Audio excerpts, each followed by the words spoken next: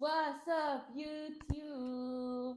It's your girl, Issy, and I'm back with another banger with my bestie, my husband. And as you can see by this title, we're answering the questions that we wish we heard when we wanted to get married. But before I get ahead of, or before we get ahead of ourselves, please to like, comment, and subscribe. And let's get into this video. So, firstly, my husband has not seen these questions. So yeah, I like to catch him off guard, otherwise he's gonna overthink like what is supposed to be answered. But baby, um, the first question, right? Is it okay for Christian couples to go to bed angry? What have we learned? Why? Um, listen, so it's not okay. And the reason why it's not okay, it's because there's a lot, there's a, there's a lot happening in the whole world, and yeah, you can't go to bed with negativity because now when you wake up, it's a new day, and thinking that the other person is still upset and but now your whole day is terrible because now you're overthinking about the other person.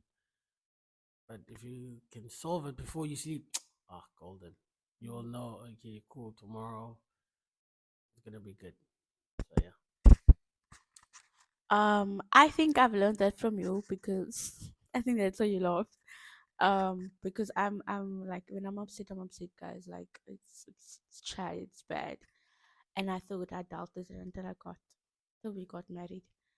And I think the Bible also speaks about it.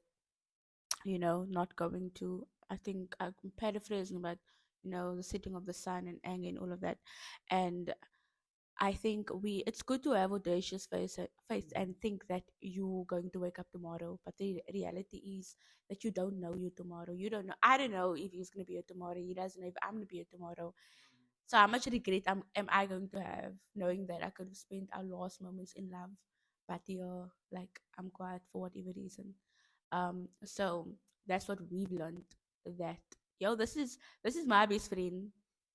When I'm his best For friend life.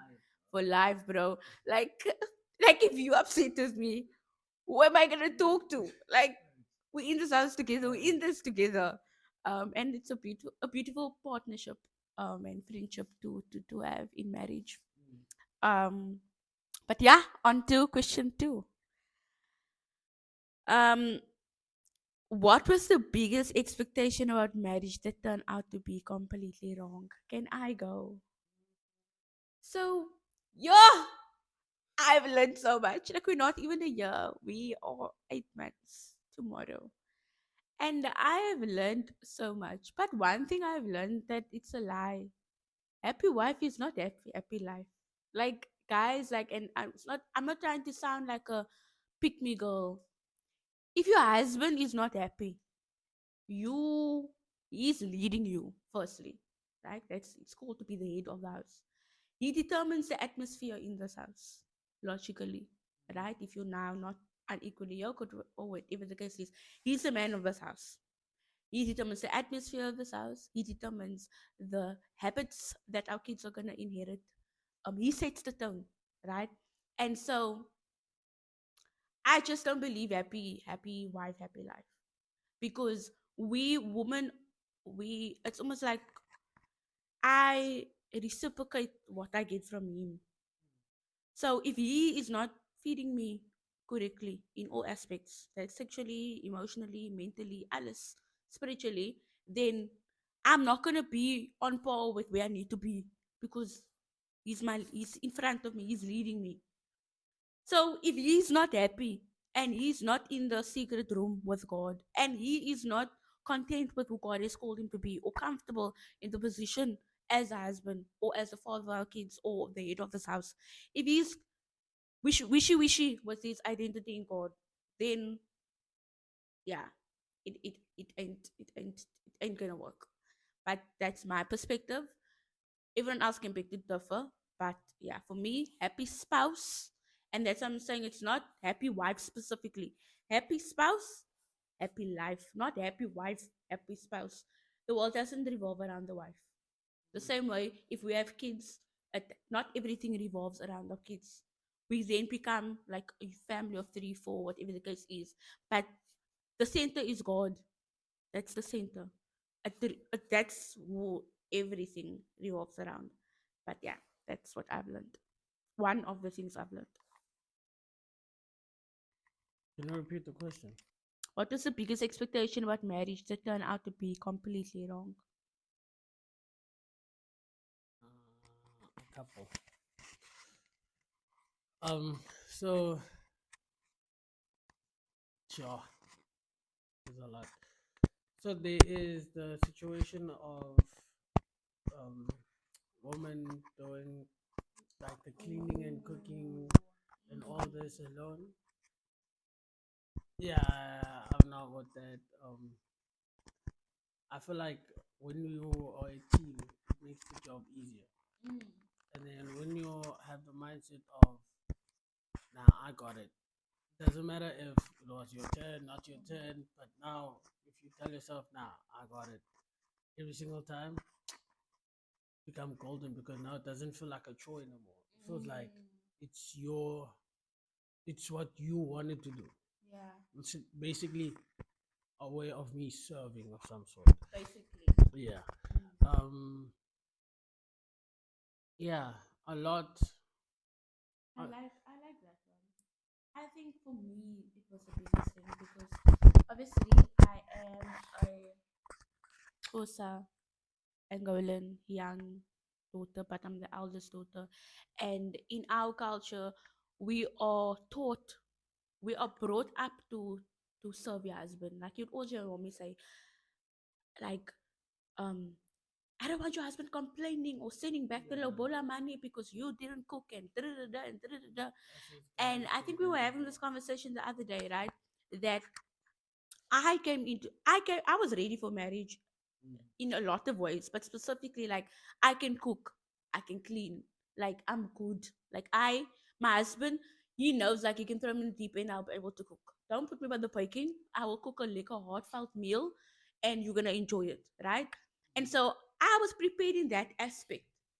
But what if, which is not what if reality, the gender roles is not what our parents were taught or what they were brought into.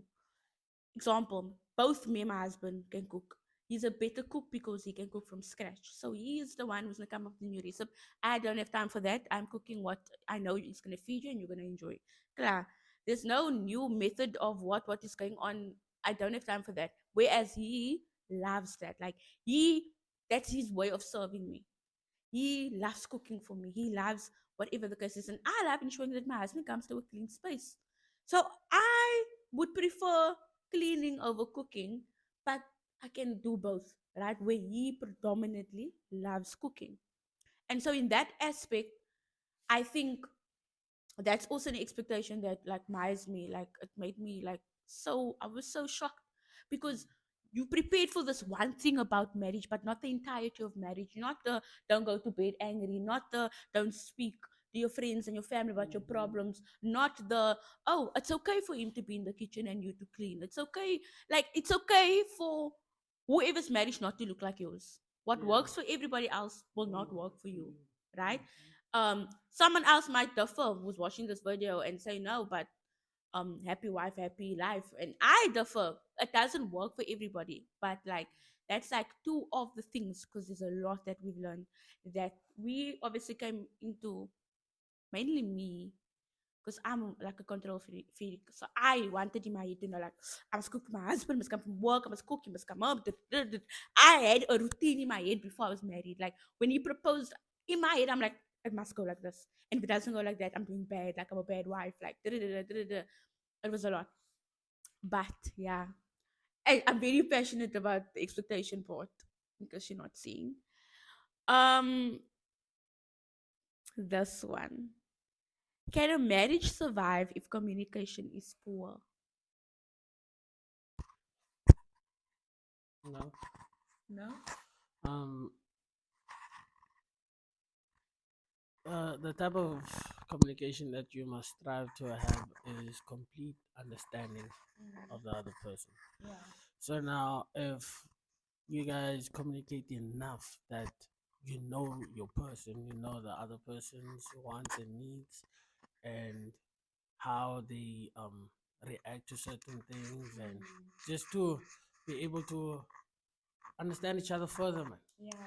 So yeah, you have to have a very good communication, like between you guys. If you can't communicate, it goes to the dog. But also, like, I think it's going back to the previous question of expectation.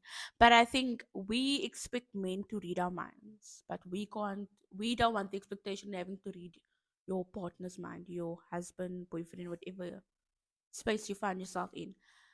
But I've had to learn, like, if I'm exhausted, I don't just come here being all moody. I need to communicate throughout the day. Actually, before I get home, to tell my husband, babe, this is how my day is going when he asks. Not to just say good so he doesn't have to worry about me, but to say, babe, I've been, maybe I'm a recruiter, so I've been in interviews since 11.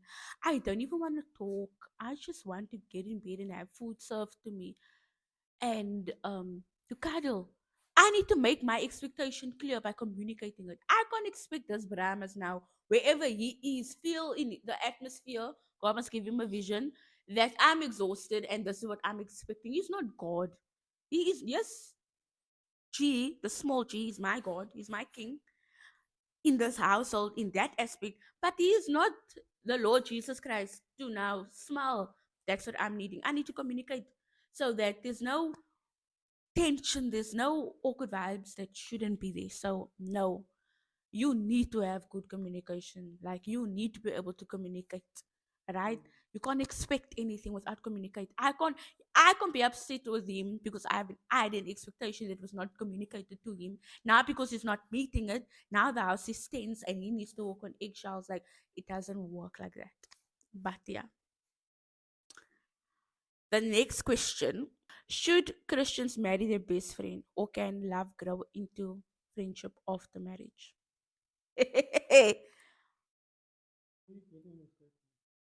You want to answer? Can I go first?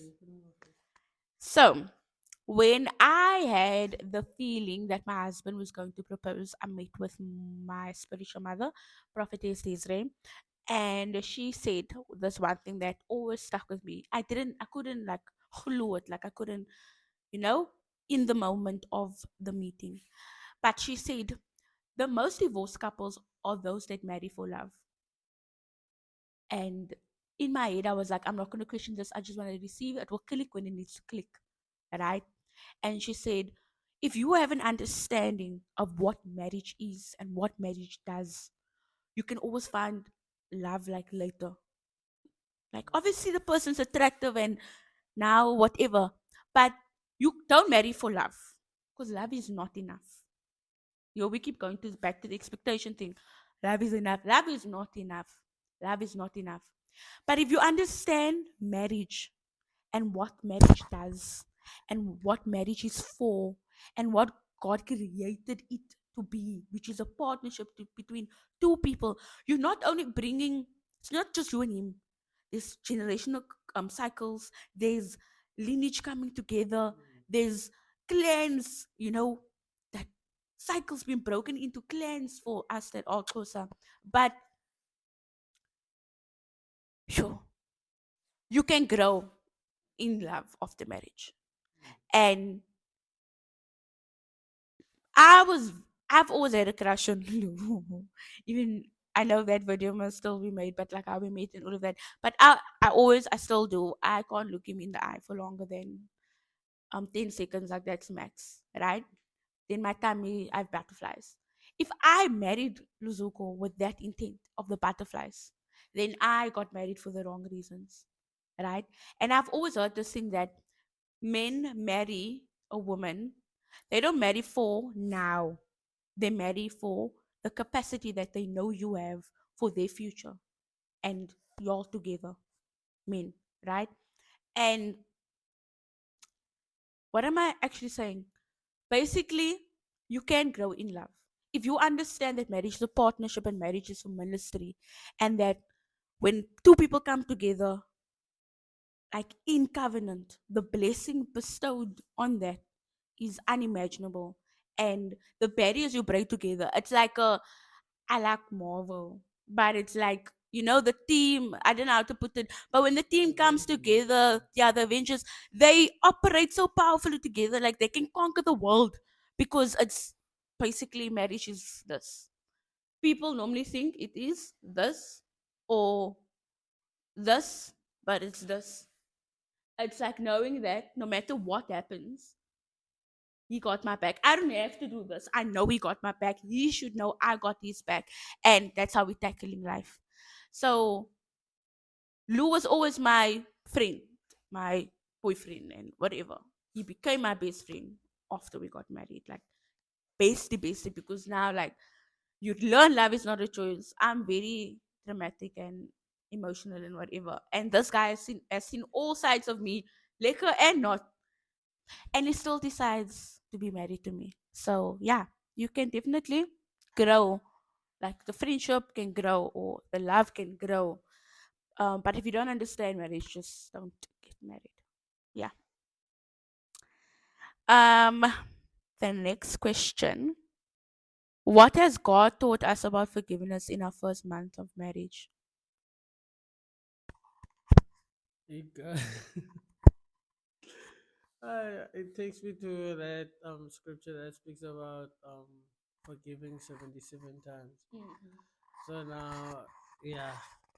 So every time I think about that, so now constantly I tell myself I don't have to hold on to anything. The moment you do it, or like it upsets me or something, I just forgive you because like I know what's more important. What's more important is us than the argument or the fight or that whatever that. Yeah. I think I definitely agree. I think it has taught me that forgiveness is for yourself first before it's for the next person. For yourself first, Mm. because forgiveness, if you're not forgiving someone that's definitely living their life, you are holding yourself back. You're holding yourself in bondage. There's no devil, it's just you, right? So forgiveness does more for you than the person. And like, you can't be married without forgiveness. Like, you are learning every single day. My God, the times that he upsets me and I probably crawl underneath his skin, I'm a ick at times. You definitely need forgiveness. Like, there's times you're not looking at each other like, oh my God, you're so sexy, like in the movies, like when your the wife is going mad, and then the man somehow zoom in and it's this lovey emojis. No, sometimes you're like, you don't need that, like, yo, like, do we have to fight? Like, you get there.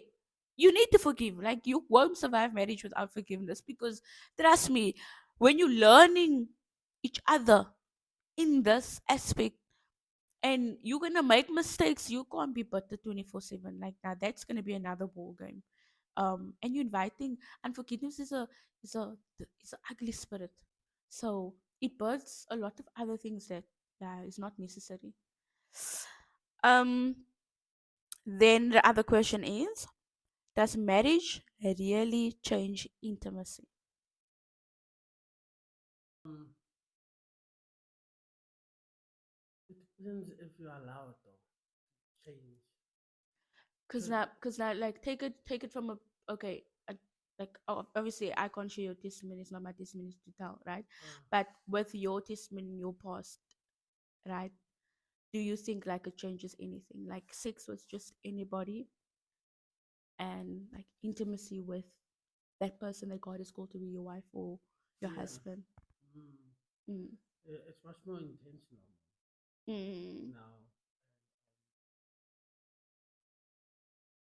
Yeah. Mm. I'm trying to think of other ways of But explaining it, yeah. but it's not getting to a way that makes sense. I don't have much experience in terms of like intimacy before marriage. But I'm grateful that that side of me was not exposed. Am I making sense? Right? It wasn't exposed to the wrong people and whatever the case is, like 10,000 soul ties. Because sex is liquor, guys. Like I understand the hype now. But it's liquor. Like I understand when they say the holy matrimony. I understand. Uh, Like you can't have you can't have anybody. You can't give everybody access to that, man. It's holy. It's intimate. It's intentional. Woo! You're a fighter, donkey. I can't say much. Let's just stop there. But I I think he understands it more based on his testimony, but on my testimony, I believe like I think it's better to save yourself for marriage. Number one, number two, it's intentional and it's oh, yeah. Now you can even like take time to learn each other. Mm. And Learning. you're vulnerable. That is a Yeah. state of vulnerability that not everyone has a weight to carry.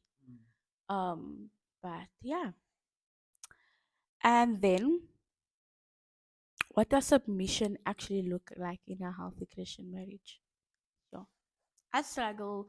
I struggled. I still do struggle with this. So It's willingness. It's willingness to do something for someone the way that you want it to be done for you. Meaning going to the depths of it, like really doing it and yeah. doing it the best way you know how. Because now, obviously, you would like something in return in the same type of quality that Mm. you have given. So yeah, and just fully just as you were saying earlier on, like having that back to back, knowing that I Mm. got your back, knowing that you got mine, without looking, without any type of hesitation or doubt. Now it's just knowing that okay, cool, I'm falling down. Someone is going to catch me, or someone is ready to catch me. Mm. So yeah, Um, yeah. So I struggled. I do struggle with submission. Like it's something that like we would argue a lot about. But as an independent woman, put it in that way. I think this one day I came home and my husband. People don't know my husband. I will say this until I my last breath. Y'all do not know my husband. You know sides of him. Y'all do not like everybody says a sweetie, he's a sweetie, cutie pie, whatever, but there's a reason God has chosen him for me. And I see why every day in marriage. I'm proven I understand why. So I came home and I was just tired. Like I was drained. Like I'm the eldest daughter, I'm the eldest sister, um, I'm a daughter, I'm a wife, I'm a daughter-in-law. I'm like, yo, what the hell is clapping? I'm a student. I'm a servant in the house of God. I'm a leader. It was a lot going on. And I came home, and my sweet, sweet husband says, "Turn around." Hi, Bo. I'm thinking, what do you mean? Yay, yay, mosquito. What do you mean turn around? He's like, no, turn around. I go. I come back. He looks at me. He's like, nope, turn around again. Turn around. Close the door. Open the door again. I realize why, but I'm getting to what he then says. He's like, don't act like you saw me the whole day. And he says, um, yeah, you are my wife. You are not a recruiter. You are not a leader. You're not the eldest daughter. You're not the eldest sister. You are my wife. And so you're going to come in here and you're going to have an expectation because we did not see each other all day. We were working all day. I don't deserve that. And most independent in me was screaming inside my head now, obviously. Don't you talk to me like that. Like, who do you think you are to tell me to turn 3 times? I'm already tired. In my head, already spurring, zoom, submit. I'm in, gave him a kiss, hugged him, apologized, and I was so grateful for that. Submission doesn't look like what we learn in the black culture of being a mat and being a tail of your husband. That's not submission. Submission is Basically submitting to the authority. And that's where I say again, like your husband is your leader, is your king, he's your little G, basically. Little G. He's the head. You submitting to him. Um and yeah, it's not always how you want it and in a certain situation that you would expect it to. But yeah, submission. Then, last but not least, should couples live together before marriage?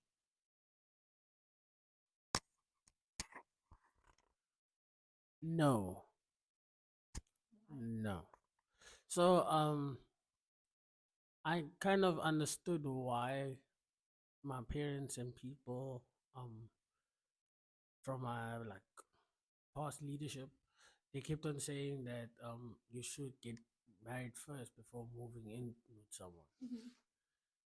There are traits and there are traits, triggers, and things that we as people we have. Some of them we don't know of, some of them we do know. And then these traits, um, we tend to do it once we are comfortable. Like once you're like, oh, I'm comfortable now. Let me just be myself. Meanwhile, the other person doesn't Mm. like that at all. Is Mm. against your traits. So now, um, the way people do things, like for example, at your house they put the washing basket in the bathroom. Mm. My house, it's yeah, it's in the bedroom. So now Mhm. it's like two different places where we leave like the, Yeah. the washing basket. But now we had to compromise. We lived, we we married. So now as we living together, we had to come to an agreement that it's better here because Mm. now we feel like this is a designated area where we could put our dirty clothes. Mm. And then yeah, I feel like even through the fights and anger and this Mm. and that, knowing that you're married, you know you're not gonna leave. You Mm. are. I don't want to use stuck, but you're stuck there. There's no other Mm. way but sorting it out. But now, if you are dating, I get angry, I go home, Mm. or I go somewhere else. So that it's just like there's a lot. It's not just the Mm. negatives that, like, it's kind of like keeping you in for the negatives. Yeah. It's just that also, as you said, about me, I I'm in control of the atmosphere Mm. of what type of family we're gonna be going forward. So now that responsibility, when you don't have each other under covenant, Mm. you Mm. feel me? So now it's kind of like too much responsibility for a person, and then Mm. sometimes you just feel like, it's too much for me. Let me Mm. step away. Yeah, Oh, yeah, this that. yeah. Yeah, a lot happens. But now when you're married, it's like you guys are stuck together forever. I think I must answer that right now. God knows, and my husband knows why yeah, Lord must just minister a bit more to me regarding that topic. I do hope you guys enjoyed this video, and if you did, please do drop some more questions that you'd like Happy and I to answer. You did well. Um, and drop it in the comment section and just show some love to this video. This is the type of content you will be seeing from me. But if you enjoyed this video, please do like, comment, subscribe, and Right? we'll see you in the next video.